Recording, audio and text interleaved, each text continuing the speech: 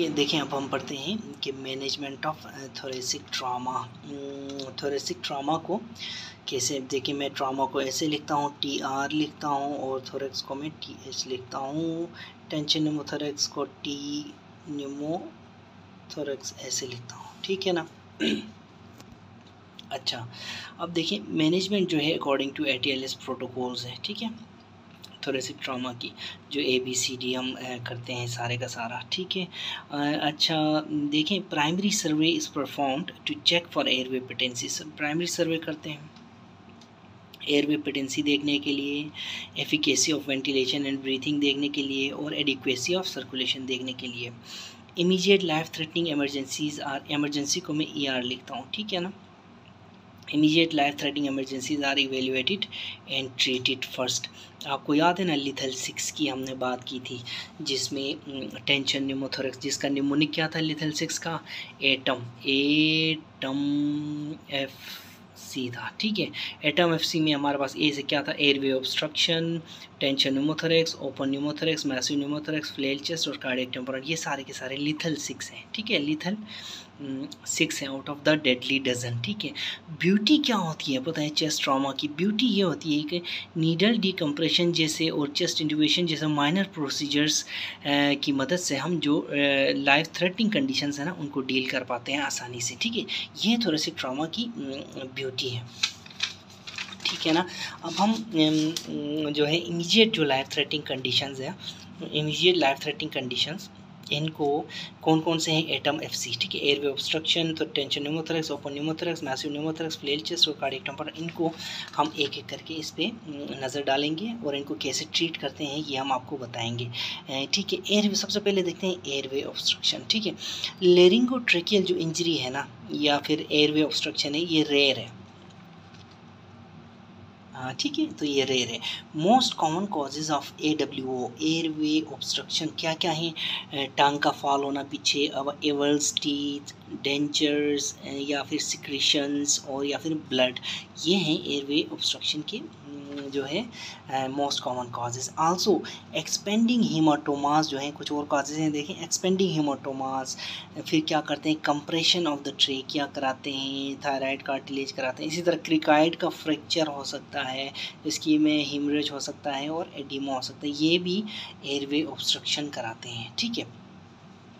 अच्छा, airway obstruction के clinical features क्या है, डिक्रीज एयर करंट होगा, आप नोज़ पे जाके फील करेंगे, महसूस करेंगे, हाथ लगा के देखेंगे कि नोज़ और माउथ के पास पेशेंट की एयरवे करंट कम होगा, चेंज इन वॉइस होगा, हॉर्सनेस हो सकता है, crepitus due to subcutaneous emphysema, ठीक है ना, नेक साइड पे, माउथ साइड पे क्रेपिटस हो सकता है, रेस्पिरेटरी डिफ़िकल्टी होगी, सेचुरेशन कम हो रही होगी पेशेंट की, ये क्लिनिकल फीचर्स हैं। एयरवे ऑब्स्ट्रक्शन को मैनेज कैसे करते हैं, देखिए एयरवे ऑब्स्ट्रक्शन को जो मैनेज करते हैं वो ATLS में जो A पार्ट होता है ना, उसमें ATLS प्रोटोकॉल में A पार्ट होता है, उसमें हम ड्यूरिंग प्राइमरी सर्वे एयरवे ऑब्स्ट्रक्शन को मैनेज करते हैं। जॉ थर्स्ट, चिन लिफ्ट, ओरोफेरेंजियल एयरवे, इस तरह की मैन्योर्स या प्रोसीजर्स करते हैं छोटे छोटे, ठीक है। अच्छा, डेफिनेटिव एयरवे इज इस्टेब्लिश, जैसे ट्रेकियोस्टमी, ETT हो गई, जो है CDT हो गई। CDT क्या है, CDT क्रिकोथायरॉयडोटोमी, क्रिकोथायरॉयडोटोमी को मैं CDT लिखता हूँ, इसी तरह ट्रेकियोस्टमी को मैं T0 लिखता हूँ, ठीक है ना। तो ETT देखें, सर्जरी आप करेंगे एयरवे के लिए, छोटा सा निक देखें, एयरवे इफ़ ETT फेल्स, ठीक है ना, इफ़ ETT फेल्स। सेकंड में हमारे पास क्या था, एटम में, एटम इसमें सेकंड में हमारे पास क्या है, टेंशन न्यूमोथोरेक्स। देखिए most common cause of tension pneumothorax is blunt thoracic trauma, ठीक है, blunt thoracic trauma most common cause है और टेंशन न्यूमोथोरेक्स हो सकती है, याद रखें ये बात, याद रखें, इमरजेंसी में ब्लंट आ गया तो टेंशन न्यूमोथोरेक्स हो सकती है उसको, और बुक पे लिखा है कि ये ब्लंट थोरेसिक ट्रामा जो है most common cause of tension pneumothorax. देखो टेंशन न्यूमोथोरेक्स को मैं ऐसे लिखता हूँ, मैंने पहले भी बताया है, टेंशन न्यूमोथोरेक्स, ठीक है। टेंशन न्यूमोथोरेक्स की पैथोजेनेसिस क्या है, जब एयर जो है, air gets into the pleural space, ठीक है, एयर जाती है प्लूरल स्पेस में कहाँ से जाएगी एयर प्लूरल स्पेस, या तो आउटसाइड से जाएगी इन्वायरमेंट से, या तो लंग पेरेन्काइमा से अंदर से जाएगी, या तो बाहर से जाएगी, या तो अंदर से जाएगी, और वहाँ पे जाके वो एयर ट्रैप हो जाती है, बाहर नहीं निकल पाती, ठीक है ना। अच्छा, air continuously comes to the pleural space, ठीक है, but finds no point to leak या एग्जिट, ठीक है। इसी तरह वन वे वाल सा बन जाता है और टेंशन बढ़ती जाती है। डेफिनेटली आप एक जगह में एक पॉइंट से एयर डालते जाएंगे तो टेंशन बढ़ेगी ना अंदर, ठीक है ना। जब आप उसको एग्जिट मिलेगा ही नहीं तो टेंशन बढ़ती रहेगी। इसी को टेंशन न्यूमोथोरैक्स कहते हैं। और इस तरह वन वे वॉल्व क्रिएट होता है जो कि फिर आखिर में जाके लंग को कोलैप्स कर देती है, ठीक है। टेंशन न्यूमोथोरैक्स, सही है, ठीक है ना। अब जो वन वे वॉल बन जाके टेंशन न्यूमोथोरैक्स बनती है, तो ए time comes when it starts pushing against the mediastinal structures, ठीक है ना। मीडियास्टिनम में जो स्ट्रक्चर्स है, हार्ट है, लंग है, इनको पुश करना स्टार्ट कर देती है, ठीक है। ट्रेकिया है, ठीक है। इंक्रीज्ड जो है प्रेशर इन द मीडियास्टिनम, ठीक है ना। इससे क्या होता है, ट्रेकिया शिफ्ट हो सकता है। इंक्रीज प्रेशर ऑफ पी लिख दो यहाँ पे, प्रेशर इन द मीडियास्टिनम की वजह से, ठीक है ना। ट्रेकियल शिफ्ट हो सकती है टू द अपोजिट साइड, याद रखें। और डेफिनेटली प्रेशर बढ़ेगा तो अपनी तरफ शिफ्ट थोड़ी करेगा। फिर किंकिंग ऑफ द ब्लड वेसल्स हो सकती है। और फिर decrease blood flow through the heart, जब हार्ट को ब्लड फ्लो जाएगा ही कम, यानी वेनस रिटर्न, तो वापस निकलेगा भी कम ना, इसलिए कार्डियक आउटपुट भी लो होता है, ठीक है ना। कार्डियक आउटपुट भी लो होता है। नेक वेन्स जो है वो फिर एंगोश होना शुरू हो जाती हैं, ठीक है। जब कार्डियक आउटपुट लो होगा, नेक वेन्स एंगोश होंगे because of back flow of blood. Cardiac output कम है, ऊपर सर वाली साइड से ब्लड फ्लो नीचे की तरफ आ रहा है और नेक वेन्स में नज़र आ रहा है वो, ठीक है। तो ऐसी सिचुएशन में एक ऑब्स्ट्रक्टिव शॉक वाली सिचुएशन प्रेजेंट करती है और पेशेंट ऑब्स्ट्रक्टिव शॉक में जा सकता है, ठीक है ना। इतना याद रखें आप। अच्छा, अब क्लिनिकल फीचर्स की बात करें। Tension pneumothorax is a clinical diagnosis, appendix की तरह है टेंशन न्यूमोथोरैक्स, याद रखें। इसके लिए आप ना एक्सरेज की तलाश में ना बैठें, ठीक है। Do not wait for X-rays to confirm, ठीक है। इसको आपने क्लिनिकली डायग्नोस करना है, ठीक है। पेशेंट में को टेकिपनिया होगा, टेकिकार्डिया होगा, और अच्छा डिक्रीज्ड टेंशन, हाइपोटेंशन यानी कि हाइपो टेंशन होगी, ठीक है। बीपी लो होगा, ठीक है। नेक वेन्स इंगोज मिलेंगे आपको ऐसे पेशेंट में। Trachea will be shifted to the opposite side, याद रखें। अगर आप ऐसे में चेस्ट की एग्जामिनेशन करेंगे तो एग्ज़ाम में आपको क्या मिलेगा, ठीक है ना। अफेक्टेड साइड में एग्ज़ाम में क्या मिलेगा आपको, ठीक है। सबसे पहले इंस्पेक्शन करेंगे, इंस्पेक्शन में आपको नो मूवमेंट्स एट ऑल मिलेंगी चेस्ट की। फिर आप परकशन करेंगे, परकशन में आपको हाइपर रेजोनेंट चेस्ट मिलेगी। ऑस्कल्टेट करेंगे, ऑस्कल्टेट में एब्सेंट ब्रेथ साउंड्स मिलेंगे। साइनोसिस नज़र आएगा आपको आपके पेशेंट में, ठीक है। मैनेजमेंट कैसे करेंगे, ATLS प्रोटोकॉल में देखें, याद रखें। टेंशन न्यूमोथोरैक्स प्राइमरी सर्वेलेंस और साइमल्टेनियस रिससिटेशन करेंगे। बी पार्ट में आपने ब्रीदिंग पार्ट में आपने टेंशन न्यूमोथोरैक्स को डील करना है। इसमें आप इमीडिएट नीडल डिकम्प्रेशन या फिर चेस्ट इंट्यूबेशन कर सकते हैं, ठीक है। ठीक है, उसके बाद हमारे पास है ओपन न्यूमोथोरैक्स। देखिए हम क्या पढ़ रहे हैं, इमीडिएट लाइफ थ्रेटनिंग कंडीशंस जो लिथल 6 है ना, उसमें हमने एयरवे ऑब्स्ट्रक्शन देखी, टेंशन न्यूमोथोरैक्स देखी। अब ओपन न्यूमोथोरैक्स हम देख रहे हैं, ठीक है ना। ओपन न्यूमोथोरैक्स, ठीक है। ओपन न्यूमोथोरैक्स में होता क्या है, ओपन न्यूमोथोरैक्स में असल में एक फ्री कम्युनिकेशन बन जाता है बिटवीन एटमॉस्फेयर, ठीक है, and the pleural space.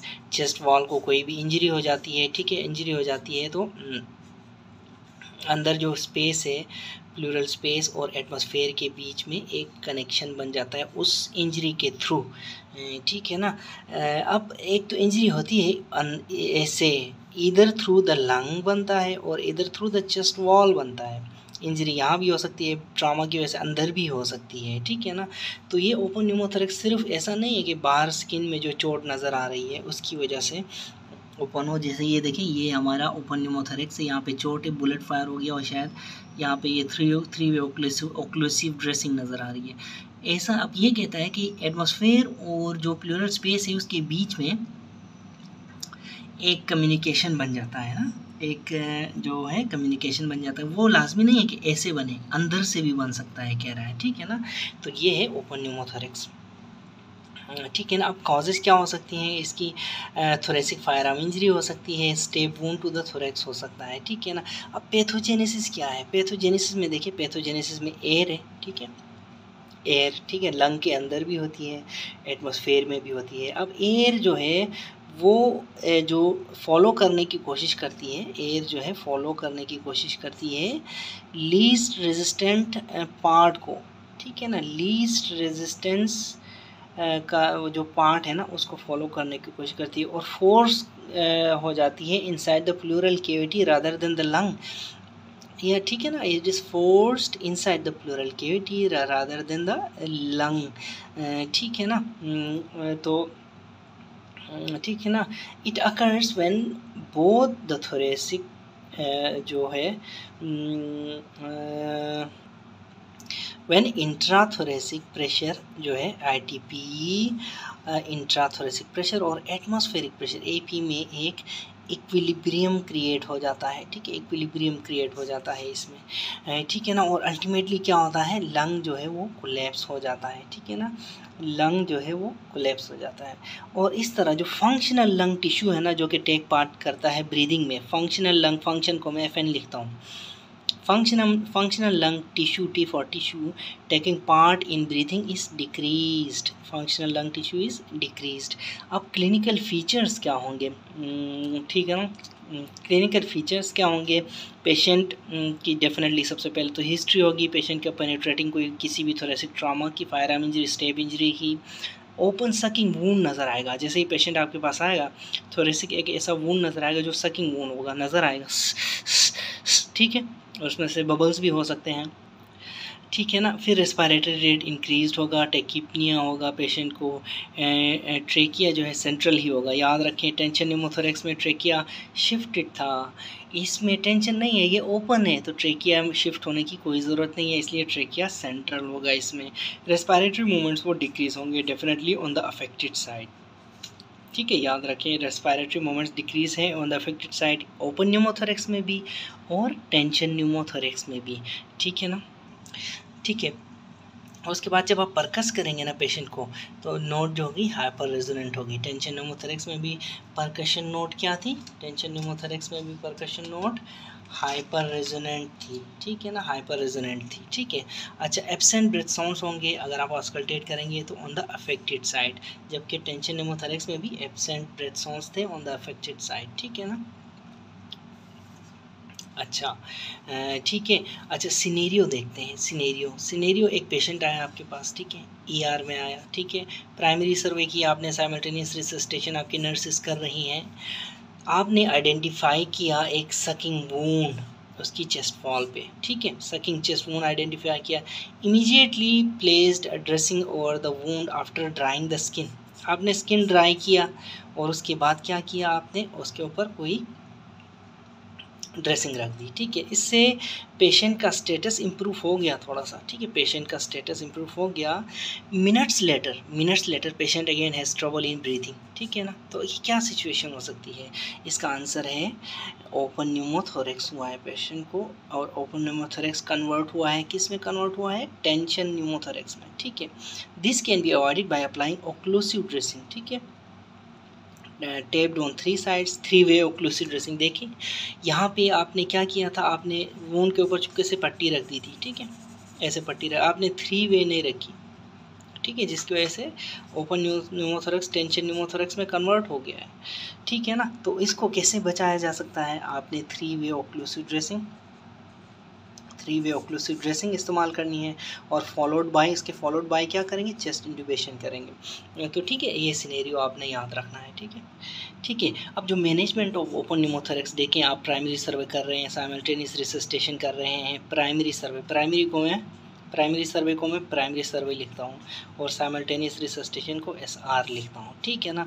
Identify the problem सबसे पहले तो, ठीक है, उसके बाद मैनेज करेंगे in the B part of LTLS protocol, ABCD है ना, उसमें B part of the ATLS protocol में आपने ओपन न्यूमोथोरेक्स को डील करना है, ठीक है। इनिशियली आप ओक्लूसिव ड्रेसिंग, 3 वे ओक्लूसिव ड्रेसिंग जो कि मैंने आपको दिखाई है अभी थोड़ी देर पहले, ठीक है, इसके थ्रू क्या करेंगे, एक फ्लटर वॉल्व मैकेनिज़्म हम क्या करेंगे, अचीव करने में कामयाब होंगे और हम डिक्रीज़ करेंगे पेशेंट की फर्दर रेस्पिरेटरी कॉम्प्रोमाइज़ को। 3 वे ड्रेसिंग देखें, ऐसे करके ये 3 साइड से ड्रेसिंग बांध दी जाती है टेप लगा के फिक्स करके, और एक साइड से खोल दी जाती है। अब होता क्या है, जब 3 वे ड्रेसिंग होती है, जब पेशेंट इंस्पायर करता है ना, अंदर सांस लेता है, तो यहाँ से